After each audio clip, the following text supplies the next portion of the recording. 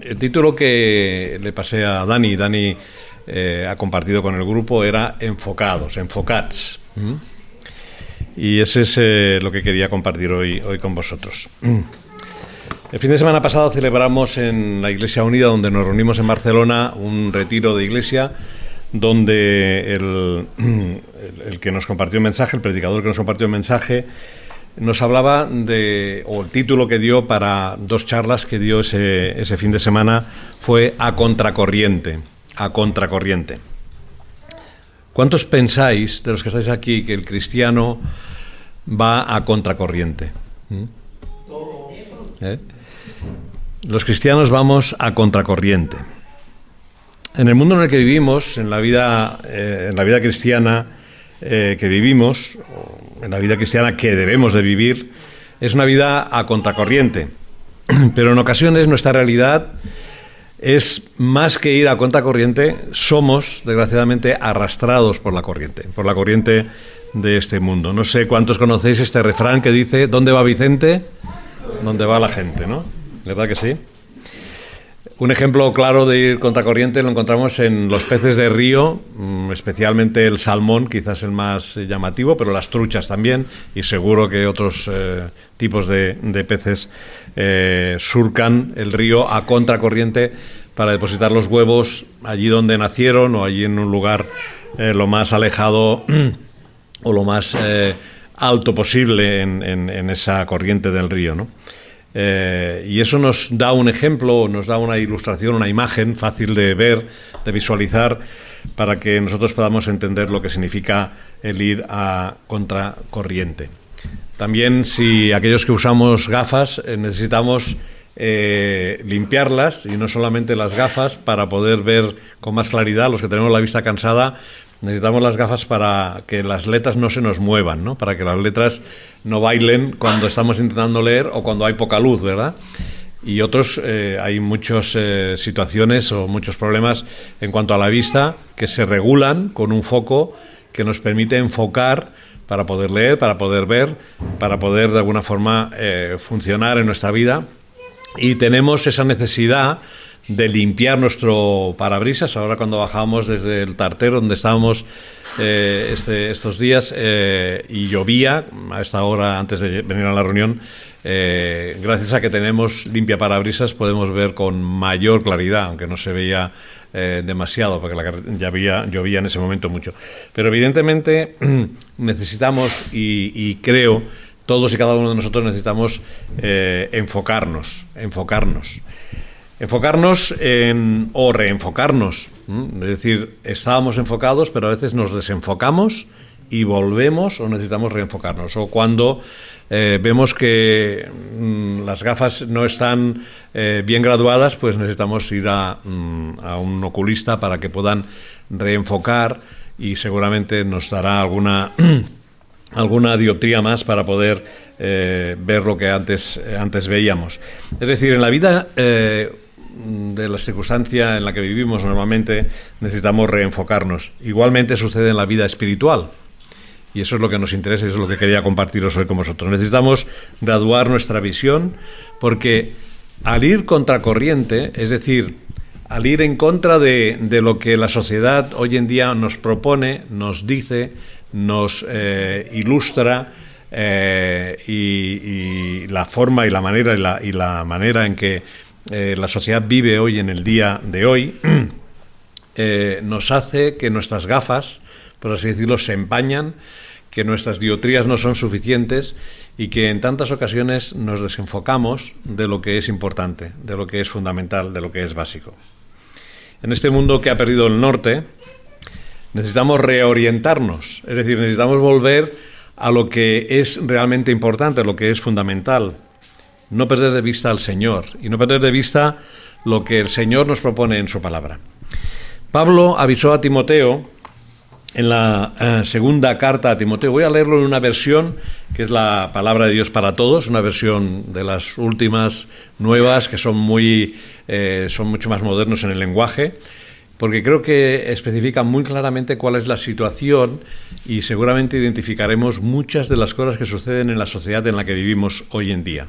Y ya Pablo, hace casi 2000 años o 2000 años, le estaba advirtiendo a Timoteo de algo que iba a suceder y que hoy en día nosotros podemos decir, bueno, pues estas expresiones que vamos a leer ahora en esta versión son muy cercanas a nosotros, están ahí, están en el día a día, en nuestro día a día, ¿no? Fijaos lo que dice Pablo en la segunda de Timoteo, capítulo 3, versículos del 1 al 5.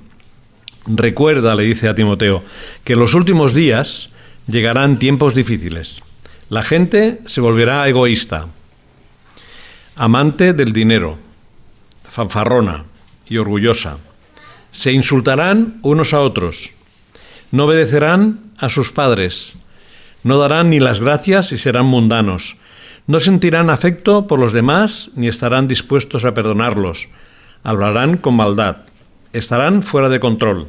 Serán crueles y odiarán el bien. En esos mismos días, la gente traicionará a sus amigos, actuará sin pensar, se enorgullecerá de lo que sabe y en vez de amar a Dios, amará los placeres. Parecerán ser muy religiosos, pero con su manera de vivir demostrarán que en realidad rechazan servir a Dios.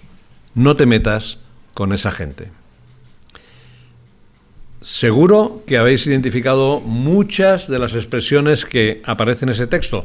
En la Reina Valera lo explica con otras palabras, quizá un poco más de aquel tiempo pasado, ¿no? Pero esta versión me llamó la atención porque habla y expresa una realidad de lo que hoy en día en la sociedad en la que estamos viviendo. Por eso también podemos decir, estamos en los últimos tiempos. Y yo creo que todos estamos de acuerdo que estamos en los últimos tiempos. Pero también lo estaban los tesalonicenses que habéis acabado de estudiar. Y algunos se dedicaron a no trabajar, a ser ociosos, a decir, bueno, como el Señor viene, pues yo dejo de ir al trabajo. Bueno, eso no es lo que Pablo, bueno, eso es lo que Pablo les recrimina, no hagáis eso, ¿no? Pero en sí, los últimos tiempos podemos decir, o aquellos cristianos de Tesalónica pensaron que estaban en los últimos tiempos. Pero hoy en día, con lo que acabamos de leer y con la visión de lo que hay a nuestro alrededor, podemos decir que cada vez estamos, evidentemente porque han pasado 2000 años, pero cada vez estamos mucho más cerca de ese tiempo y mucho más cerca de lo que nos relata Pablo en esta segunda carta a Timoteo. Nosotros somos llamados por el Señor a ser contrarios a ese estilo de vida, a ese egoísmo, a ese amor por el dinero, a ese insulto de unos para con otros, a no obedecer a los padres, a no dar las gracias, a no tener afecto, no estar dispuesto a perdonar. Todos esos principios que encontramos en la sociedad que está hoy en día y que está cerca de nosotros, al alcance de nosotros, que vivimos en el día a día, nosotros justamente estamos llamados a no estar en esa dinámica. Y eso es ir contracorriente, porque esa es la forma de vivir de este mundo en el que estamos viviendo. Y nuestro llamado, lo que la palabra de Dios nos llama, es justamente es a ir en contra de esto y a manifestar con nuestra forma de ser, con nuestro comportamiento, con nuestra manera de actuar, que hay otra forma de hacer las cosas, la forma que Dios quiere, la forma en la que Dios desea que actuemos. Por lo tanto, necesitamos continuamente enfocarnos o reenfocarnos. La Biblia no utiliza esta palabra, enfocarse, pero sí que entendemos lo que el versículo de Hebreos, capítulo 12, versículo 2, dice: puestos los ojos en Jesús. La forma de enfocarnos es poner nuestra mirada, nuestra visión en Jesús, el autor y consumador de la fe, el cual, por el gozo puesto delante de él, sufrió la cruz, menospreciando lo oprobio, y se sentó a la diestra del trono de Dios. Puestos los ojos en Jesús. Y en la Biblia en catalán diu, amb la mirada fixa en l'autor i perfeccionador de la fe, Jesús. Cuando apartamos la mirada de Jesús, nos desenfocamos. Cuando, en lugar de tener a Jesús como referente en todo y en las actuaciones y en lo que encontramos, en lo que Él nos ha dejado en su palabra, perdemos el foco. Yo quisiera presentaros 3 escenas que encontramos en la Biblia y que nos hablan acerca de esta situación. Y analizaremos un poco algunos detalles que aparecen en esas 3 escenas. Las 2 primeras escenas ilustran y nos enseñan el significado de estar desenfocados. Y la tercera, la última que que voy a compartiros, nos enseña acerca de quién sí se mantuvo enfocado. La primera escena la contamos en el pueblo de Israel. El pueblo de Israel se desenfocó en muchas ocasiones. A lo largo de lo que vemos en el Antiguo Testamento, vemos como el pueblo de Israel tuvo muchos momentos en los que estaba absolutamente perdido y sufrió también las consecuencias por ello, ¿no? Pero yo quisiera citaros una de ellas que encontramos en Éxodo capítulo 14, versículos del 10 al 14. Es el momento en el que el pueblo de Israel, después de que Egipto se cansó y sufrió las plagas que Dios había enviado a través de Moisés, deja marchar al pueblo. Le dice, marchaos de aquí, les da incluso dinero y les dice, iros de aquí porque queremos librarnos del pueblo de Israel, de los esclavos que tenían, y los hicieron marchar, y así fue como Moisés llevó al pueblo hacia la tierra prometida. Y se encontraron en un momento en el que se encontraron frente al mar, se encontraron frente a un mar que no sabían cómo cruzar. Y en estos versículos, Éxodo 14, del 10 al 14, nos dice, literalmente, bueno, nos dice, voy a leerlo textualmente, dice, y cuando Faraón se hubo acercado, es decir, Faraón sale detrás del pueblo de Israel, los hijos de Israel alzaron sus ojos, es decir, miraron qué es lo que pasaba. Y aquí que los egipcios venían tras ellos, por lo que los hijos de Israel temieron en gran manera y clamaron a Jehová. Un paréntesis. La experiencia que había vivido el pueblo de Israel unos días o unas semanas muy cortas antes era justamente la situación que vivió Egipto a consecuencia y que sufrió la consecuencia de aquellas 10 plagas. Cómo esas 10 plagas afectaron al pueblo de Egipto, pero no a los esclavos israelitas. Todos pudieron contemplar y ver cómo esas 10 plagas afectaron de una forma tremenda al pueblo de Israel, al pueblo de Egipto, y no al pueblo de Israel. Incluso la última de ellas, cuando murieron los primogénitos de todas las personas de Egipto, y que no se vieron afectados el pueblo de Israel. Es decir, vieron la actuación de Dios de una forma clara, patente, visible, tremenda. Y unos días o semanas después, cuando el pueblo estaba enfrente del mar y miraron y alzaron los ojos y vieron que el ejército de Egipto estaba tras ellos, dice que temieron en gran manera y clamaron a Jehová. Y dijeron a Moisés, ¿no había sepulcros en Egipto que nos has sacado para que muramos en el desierto? ¿Por qué has hecho así con nosotros que nos has sacado de Egipto? ¿No es esto lo que te hablamos en Egipto diciendo, déjanos servir a los egipcios? Porque mejor me fuera servir a los egipcios que morir nosotros en el desierto.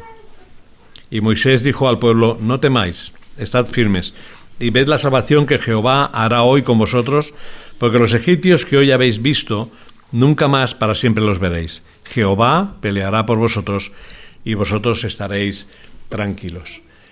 Qué situación más increíble, ¿no? Cuando acababan de vivir una experiencia como la que hemos citado de las plagas que afectaron al pueblo de Egipto y que ellos fueron librados, que además fueron liberados después de 400 años de esclavitud, y cómo Dios les liberó y puso como caudillo, como líder a Moisés para hacerlo. Cuando ellos estaban alejando de Egipto para ir a esa tierra prometida, se encuentran que miran atrás, alzan los ojos y ven un ejército que está ahí, que estaba amenazándoles, y tienen miedo. Temieron en gran manera y clamaron a Jehová. El pueblo se sintió desenfocado. ¿Estamos nosotros enfocados o desenfocados? ¿Cuántas veces en nuestra vida nos desenfocamos por las situaciones y las circunstancias que hay a nuestro alrededor? Cuando vemos que las cosas no van como a nosotros nos gustaría que fueran, cuando vemos que las situaciones personales o familiares que tenemos a nuestro alrededor hay dificultades y problemas.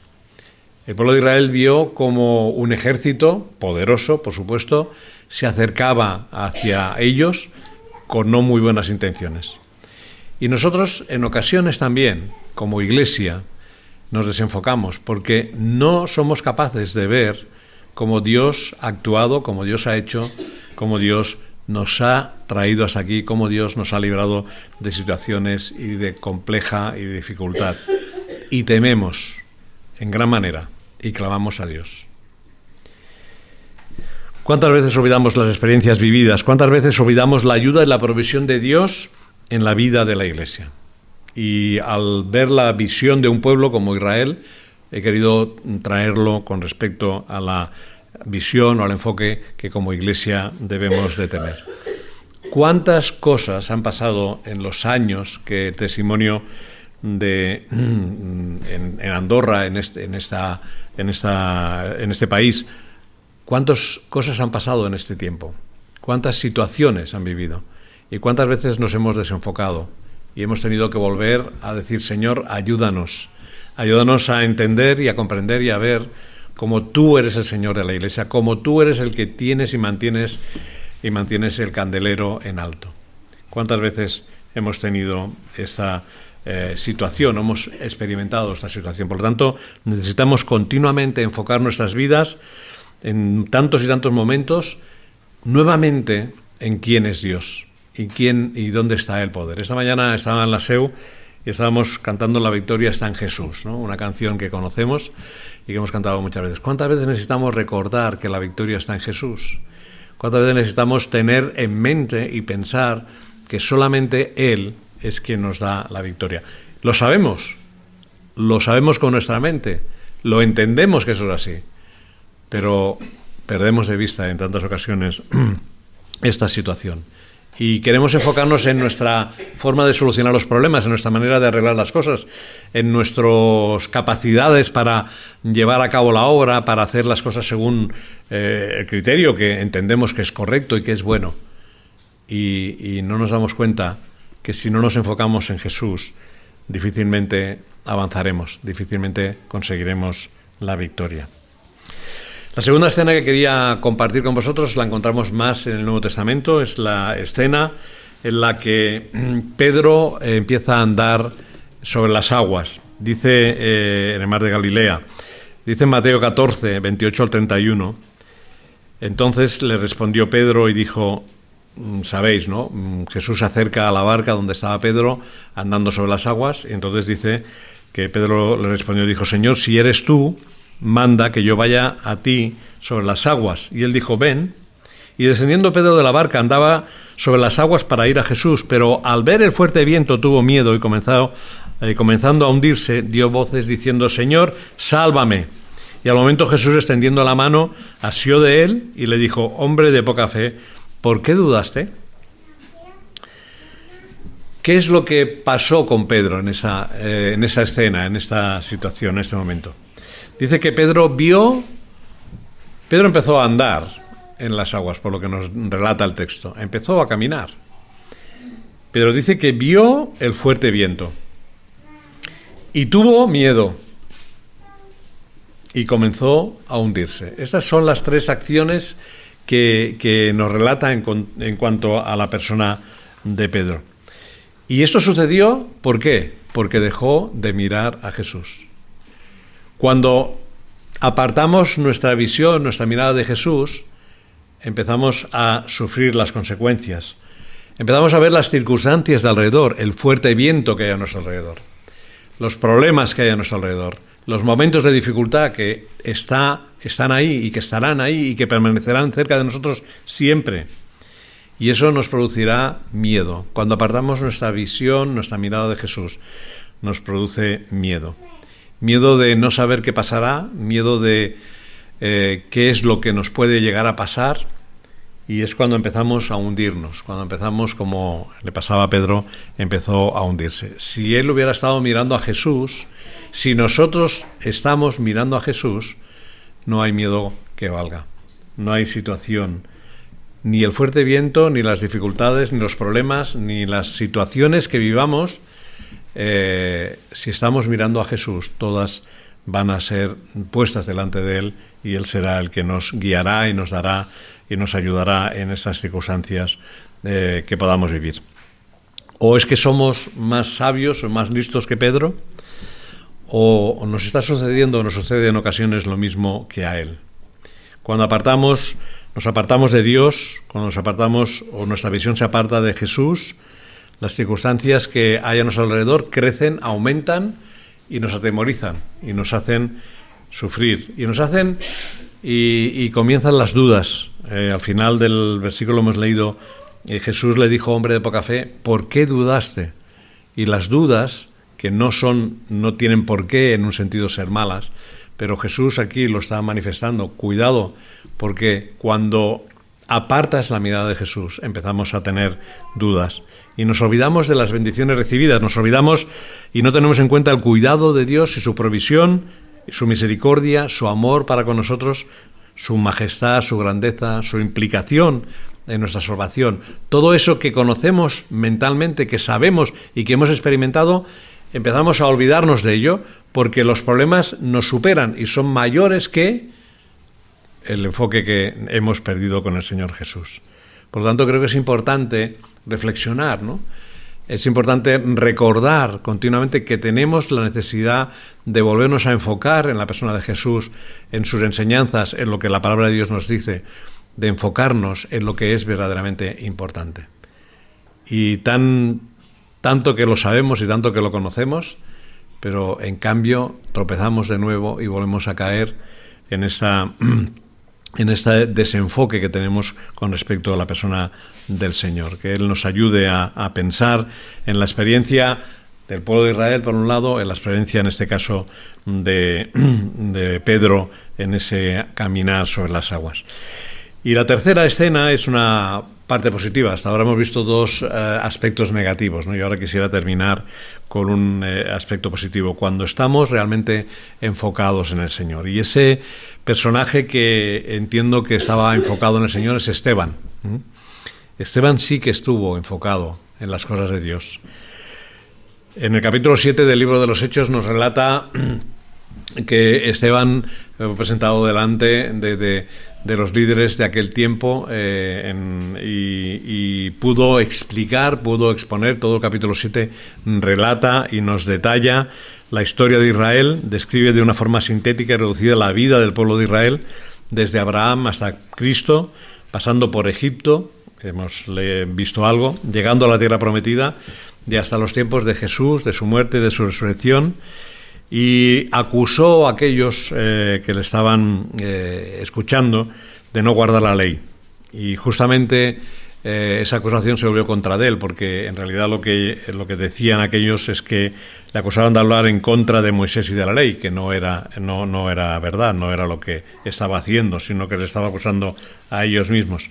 Y en medio de esta situación extrema dice que los que estaban, vamos a leer los últimos versículos, del 54 al 56, dice, oyendo estas cosas, aquellos que estaban rodeando a Esteban, se enfurecían en sus corazones y crujían los dientes contra él. Pero Esteban, lleno del Espíritu Santo, puestos los ojos en el cielo, vio la gloria de Dios y a Jesús que estaba a la diestra de Dios y dijo, he aquí veo los cielos abiertos y al Hijo del Hombre que está a la diestra de Dios. Y si seguimos leyendo el texto nos dirá que todavía se enfurecieron más y al final acabaron apedreándole hasta la muerte. Y nos dice que Saulo, el Pablo, estaba allí dando o de alguna forma estaba conforme con la situación que estaba viviendo Esteban, ¿no? Pero lo que quería destacar es esta idea que aparece en el texto, ¿no? Puestos los ojos en el cielo, puestos los ojos en lo importante. Había una condición interesante para que Esteban tuviera puestos los ojos en el cielo. Dice que estaba lleno del Espíritu Santo. Y eso es clave, lleno del Espíritu Santo. Nosotros tenemos el mismo Espíritu Santo que Esteban. No tenemos un Espíritu Santo en miniatura, ni un Espíritu Santo sin capacidad. El mismo Espíritu Santo que estaba en Esteban es el mismo Espíritu Santo que tenemos aquellos que hemos confiado y descansamos en Él y creemos en el Señor. No hay otro, no hay otra medida, es el mismo, exactamente el mismo. Lo importante es que Esteban estaba consciente en quién había puesto sus ojos, en quién había descansado, en quién confiaba. Y por eso el texto que dice, puestos los ojos en el cielo. Puestos los ojos en las cosas de arriba, las cosas importantes, en las cosas permanentes, en las cosas que son reales, las cosas realmente importantes. Enfocado en ello. y lo que tenía a su alrededor, y considerad lo que se estaba avecinando en cuanto a la vida de Esteban, que fue apedreado hasta la muerte. Considerad la furia que tenían aquellos hombres que estaban a su alrededor y que provocaron el apedreamiento y la muerte de Esteban. Consideremos una situación extrema como estaba viviendo Esteban, pero él tenía puestos los ojos en el cielo. Qué interesante, qué importante es. Qué importante es ver ejemplos como el de Esteban y otros que contaríamos en la palabra de Dios, cuando estuvieron o pusieron por delante al Señor y tenían puestos los ojos ahí, estaban enfocados en lo realmente importante.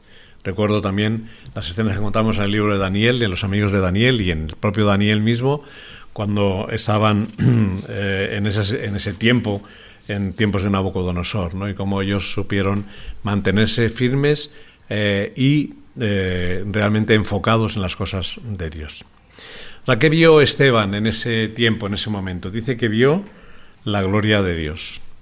El enfocarse en las cosas de Dios nos hacen ver su gloria, la grandeza y la majestad del Señor, la grandeza y la majestad de aquel que reina, de aquel que es el único, el verdadero, aquel en quien confiamos, en quien creemos, pero que a veces parece como si lo dejáramos a un lado, parece como si quisiéramos vivir la vida de otra forma, vivir a nuestra manera, a nuestro aire, olvidándonos de lo importante, de lo que significa estar enfocados en la persona del Señor.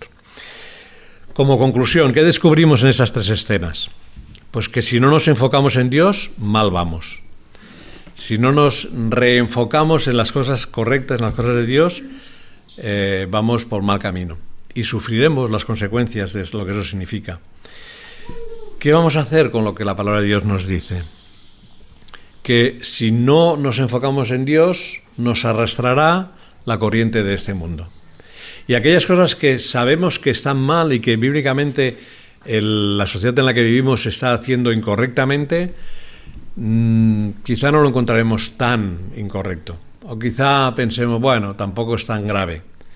Y empezaremos a pensar o nos dejaremos llevar y arrastrar por lo que significan las corrientes de este mundo, cuando nuestra responsabilidad y a lo que somos llamados es a ir contra corriente, es a manifestar en aquellas oportunidades que tengamos, decir, esto no es correcto delante de Dios, yo no voy a ir por ese camino, yo no voy a dejarme llevar, ni guiar, ni aprobar lo que realmente está mal, según Dios.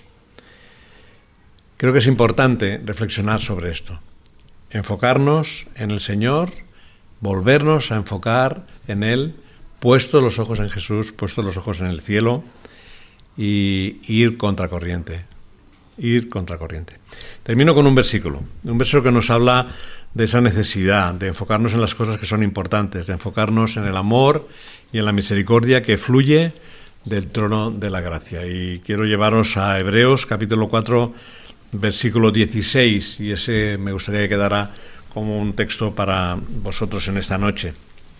Dice así Hebreos 4, 16: Así que acerquémonos confiadamente al trono de la gracia, para recibir misericordia y hallar la gracia que nos ayude en el momento que más la necesitamos.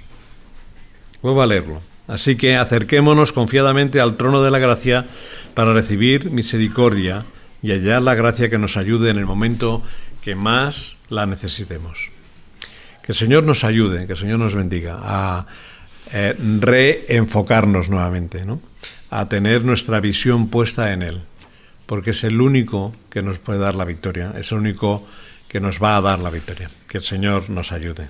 Si os parece, terminamos pidiendo al Señor que nos bendiga y que Él bendiga su palabra entre nosotros. Señor, gracias te damos por este tiempo y esta oportunidad de reflexionar en tu palabra y de poder observar y ver lo que es importante, de observar y ver que nuestra visión, nuestra vida debe estar enfocada en Jesús, en tu palabra y en las enseñanzas que encontramos en ella. Y que eso nos va y nos hace ir contracorriente, en contra de lo que la sociedad y el mundo en el que vivimos tiene como principios, como ideas, y eso nos hace ir siempre en contra de estas ideas que no son de acuerdo con tu voluntad. Pero ayúdanos a tener y a manifestar nuestra posición firme de lo que creemos y de lo que somos en ti. Gracias te damos porque tenemos la victoria en Jesús. Gracias te damos porque no es algo que podamos superar con nuestro esfuerzo, sino que tenemos el Espíritu Santo que nos ayuda en esos momentos de dificultad, en esos momentos de testimonio, donde podemos manifestar que hay otra forma y otra manera de hacer las cosas, y son a la forma de Dios. Pedimos, Señor, que nos ayudes como iglesia, individualmente, como familia, para llevar a cabo tu obra. En el nombre del Señor Jesús. Amén.